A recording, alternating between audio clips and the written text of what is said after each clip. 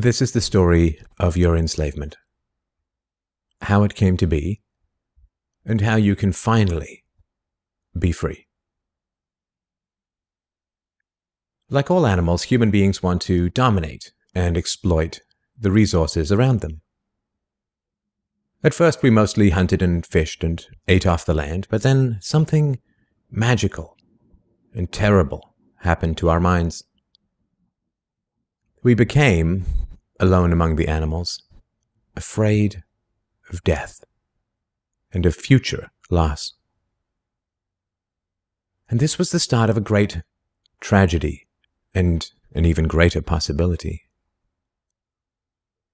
You see, when we become afraid of death, of injury and imprisonment, we become controllable and so valuable in a way that no other resource could ever be.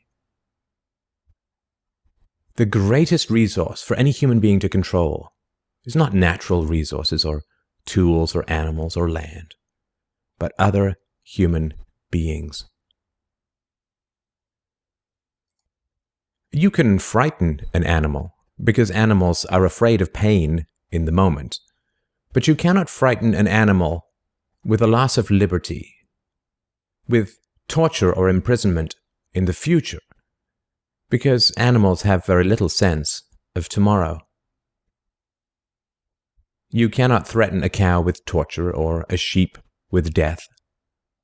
You cannot swing a sword at a tree and scream at it to produce more fruit, or hold a burning torch to a field and demand more wheat.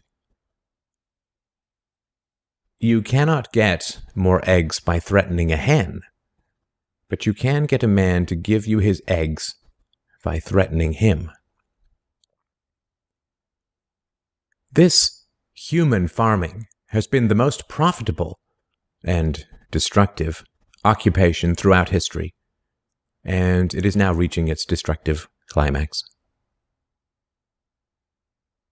Human society cannot be rationally understood until it is seen for what it is: a series of farms where human farmers own human livestock.